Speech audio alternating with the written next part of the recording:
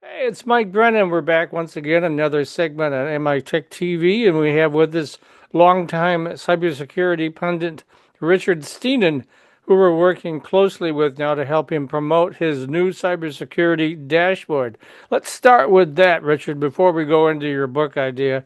Let's just assume everybody, or many people out there, although I find it hard to believe with all the promotion we're doing, but there may be people out there that still don't know what you're doing with your cybersecurity dashboard. So tell us all about that. Yeah, so I've been working on this for years, and many of you know about the Security Yearbook, which is, a directory of all the vendors, which I published first in 2020. Shortly after that, we turned the directory into an app. So now it's a searchable database of all cybersecurity vendors, and we curate data on all of them. And as we discover them, we automatically map their products. First, we ingest their products, then we map them to NIST and MITRE and regulatory security frameworks that people use to decide, what products to buy and what they need to cover gaps. So all that is in the IT Harvest dashboard. Okay, so let's talk a little bit about your new book. Yeah, I love the title, yeah, thank Guardians. you. Yeah, Guardians of the Machine Age: Why AI Security Will Define Digital Defense. So, when did you get the idea to write this? When did you get started on it? Yeah, it started evolving about 4 weeks ago only when my publisher, we won't name them, even though it's right there, That reaches would be out Wiley, but go ahead. to. I had reached out to them and said, "Hey, am I doing a 2027 edition?" And they said, "Well, no, because Hmm. the 2025 or the 2025, the current edition, wasn't selling well enough. They still have a whole bunch in stock, and they figure if we don't come up with a new one, then the ones in stock will be sellable still for a year." So, and after it took a while to get used to the idea because I had already set aside, as I do every year, a whole week up in Mackinac City to write the new edition. And now, what was I going to do with that time? So, in the meantime, of course, AI security has been top of mind. A lot of new startups, a lot of new acquisitions already in the space. And I said, you know what? Now's my chance to write a book and use the platform to help me do that because I've got all the data available on 295 AI security vendors. I've got their products, their funding amounts, the founders. I've got all this information. Why not write a book on that space? It'll be the first one because it's a new space. Nobody's written about the AI security industry. I'm, the most senior industry analyst that covers cybersecurity. It should be me that writes that book. So I just headed off to Mackinac City. Was that just like a week ago? And then I just started writing and just cranking it out. So the manuscript's almost done. We've got a cover design concept. So I'm reaching out to designers to do the interior design of it. And it's sitting at 53,000 words. By the time I include some of the interviews and charts and graphics, we're going to have a 250-page book produced exactly in 2 months from start to finish. Wow, you're getting this down cold. Yeah, yeah, I So, know. so that's really what was the publisher's idea that you do this second book rather than another security yearbook.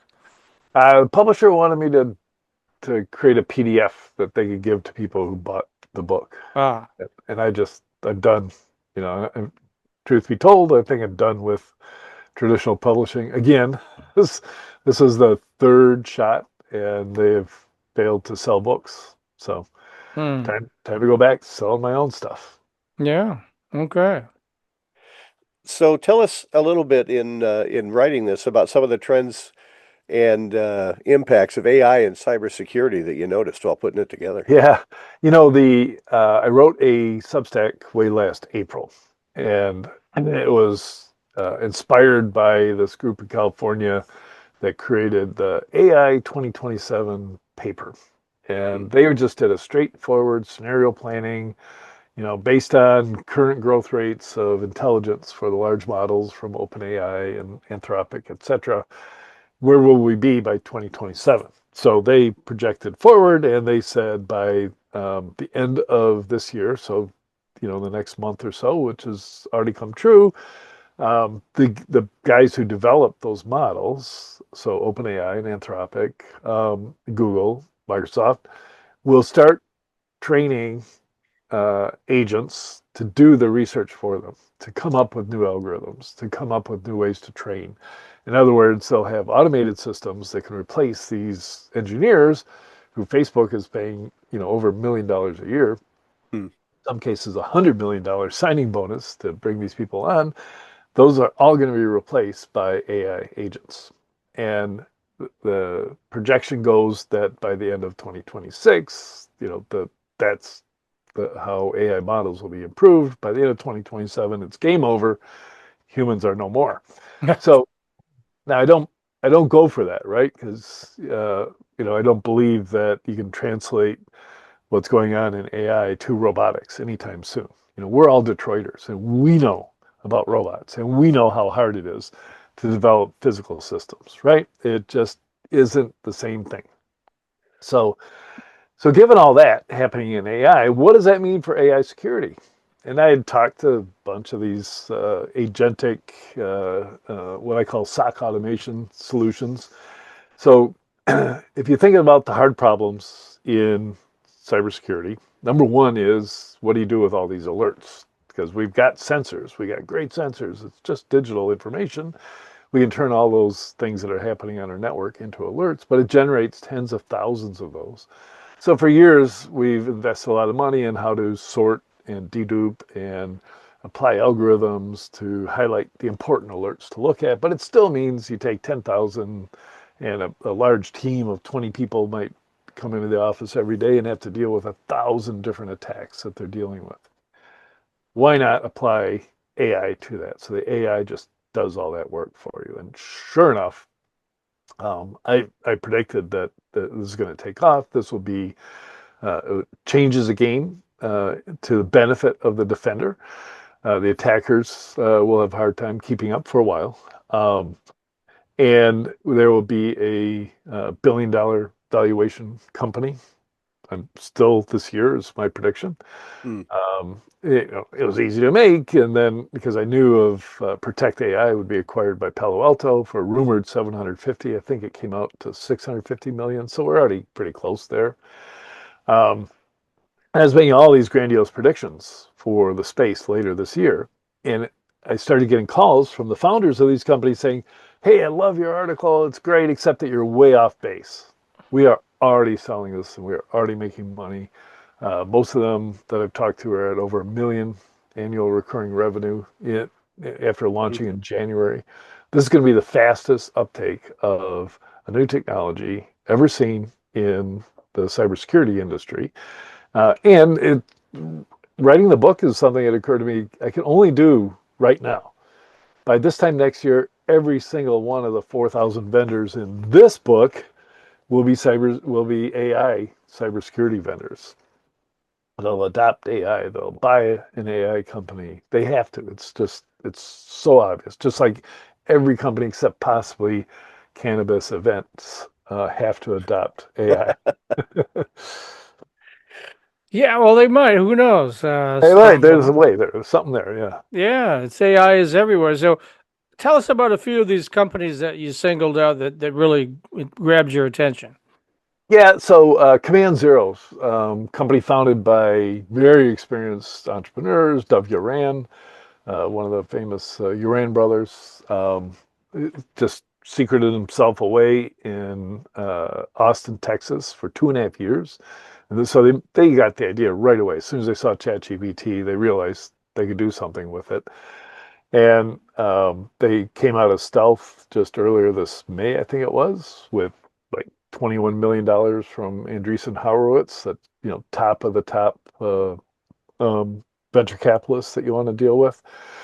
And they are trying to replace all of the SOC analysts. If usually the baby steps is, hey, we're going to just do triage on alerts. We're going to tell you if that alert is something to pay attention to and to escalate to the tier 2s and tier 3s. Command 0 is one of the few that says, no, we're going to go for it. We're going to replace the tier 3. We're going to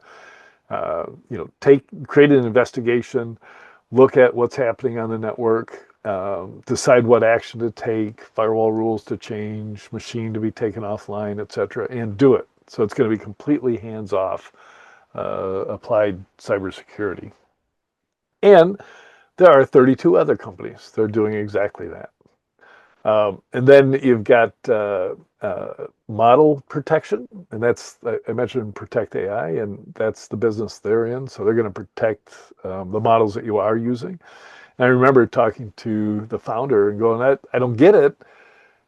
The model protection is going to be a product that's usable by the people at OpenAI or Anthropic, and those companies are 90% engineers. Well, they'll just develop their own model protection solutions. Founder of Protect AI informed me that GM has 300 AI models currently being used inside their operations. So they're paying for the commercial versions of the big ones. They are downloading, the open source ones. They're developing tools and products and changing processes, all with AI. So you need that internal protection to make sure those models don't get abused. And then one of the biggest categories, and it was probably the first to arise, was guardrails.